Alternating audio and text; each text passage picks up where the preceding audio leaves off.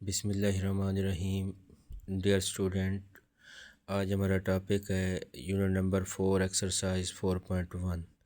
Question number 1 है factorise by identifying common factors. मतलब इसमें से जस्ट आपने कॉमन जो नंबर बनता है वो कॉमन लेंगे और ये फैक्टराइज हो जाएगा। तो पहला सवाल हमारे पास इसमें है 6x + 12।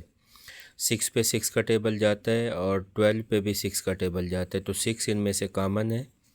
यहाँ पे x बच जाएगा और 6 का टेबल 12 पे 2 टाइम यहाँ पे 2 आ जाएगा। तो ये इसका आंसर आ गया। सेम इसी तरह दूसरा सवाल है हमारे पास 15y² + 20y। तो दोनों पे 15 और 20 पे 5 का टेबल जाता है।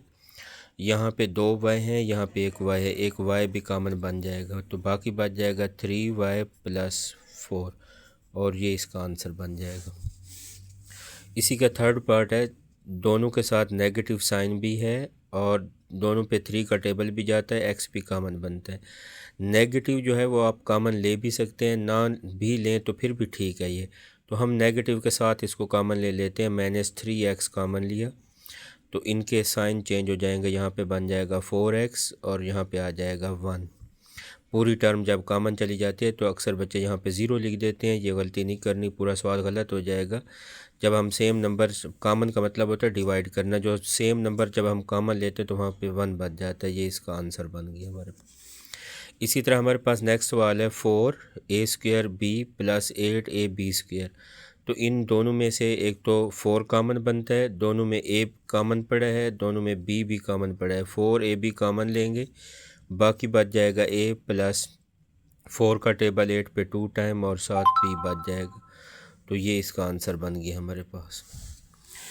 और 5 पार्ट है, 3 टर्म्स हैं हमारे पास और तीनों में से जो कॉमन बन रहा है, यहाँ पे x है, यहाँ पे 2x है, यहाँ पे x है, तो सिर्फ x कॉमन बनता है। तो x कॉमन लेंगे, बाकी बच जाएगा y -3x + 2 और ये भी फैक्टराइज हो गया, इसका आंसर बन गया। नेक्स्ट सवाल हमारे पास है 3a² b - 9ab² + 15ab। तो इसमें से जो कॉमन है, एक तो 3 का टेबल इन तीनों टर्म को डिवाइड करता है, a भी कॉमन है और b भी कॉमन है, तो आप इसमें से कॉमन लेंगे 3ab, बाकी बच जाएगा a -3b और +5 और ये फैक्टराइज होगी। ये हमारा इसका क्वेश्चन नंबर 1 था, जिसके टोटल 6 पार्ट थे और हमने ये कंप्लीट कर दिए। इसी तरह इसका क्वेश्चन नंबर 2 है। क्वेश्चन नंबर 2 में भी फैक्टराइज लिखा हुआ है। पहला सवाल तो हमारे पास सिंपल है, ये 5 कॉमन लेंगे तो ये बाकी बच जाएगा x + 3।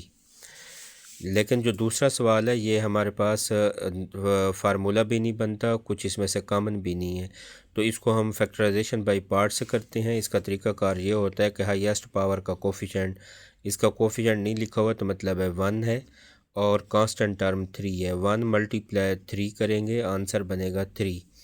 लेकिन ऐसे दो फैक्टर जिनका सम 4 बनता हो, तो यहीं दो फैक्टर बनते हैं, 1 + 3 हमारे पास कितना बन जाएगा 4।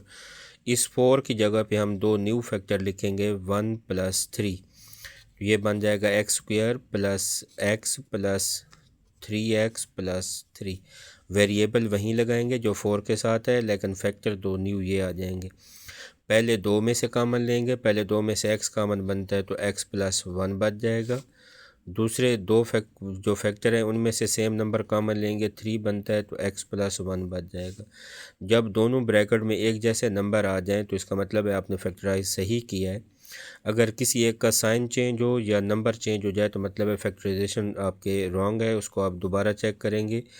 तो x + 3 एक फैक्टर बन जाएगा और x + 1 दूसरा फैक्टर बन जाएगा, ये फैक्टराइज हो गया। सेम इसी तरह हमारे पास इसका थर्ड पार्ट है, तो 1 × 8 8 होता है और 4 × 2 भी हमारे पास 8 होता है और 4 + 2 का सम करें तो क्या बनता है 6।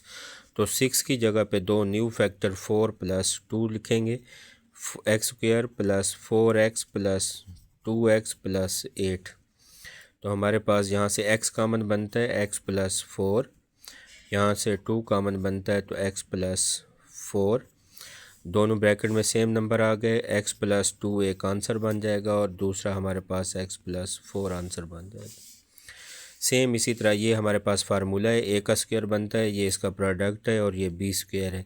तो आप ये फार्मूला लिख सकते हैं, A square plus 2ab plus B square, ये बराबर होता है A plus B whole square के।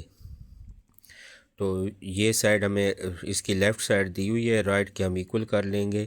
बी की जगह पे 4 है और ए की जगह पे हमारे पास एक्स है, तो यहाँ पे हम लिखेंगे एक्स प्लस 2 का होल स्क्वायर। इन सवालों को फैक्टोरियली भी हमने फाइंड करना है कि वो क्या होता है, मतलब डायग्राम की मदद से जितने फैक्टर्स होते हैं हमने डायग्राम में उतने ही उसके बॉक्स बनाने होते हैं। पहले के 2 फैक्टर्स हैं तो इसके 2 बॉक्स बनते हैं। ये सवाल कुछ बुक्स में है, सब में नहीं है। पहले बॉक्स में आपने 5x लिखना है, दूसरे में आपने 15 लिखना है। जो कॉमन लिया है वो यहाँ लेफ़्ट साइड पे लिखेंगे, जो रिमाइंडर बचता है वो ऊपर लिखना है।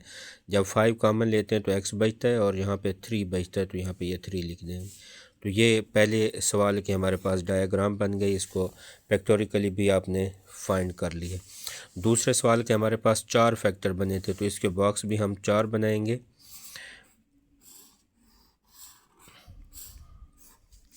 पहले में हम लिखेंगे एक्स स्क्वायर, दूसरे में हम लिखेंगे x, फिर यहाँ पे 3x और यहाँ पे 3। पहले में से x कॉमन बनता है, यहाँ पे x बच जाएगा और यहाँ पे 1।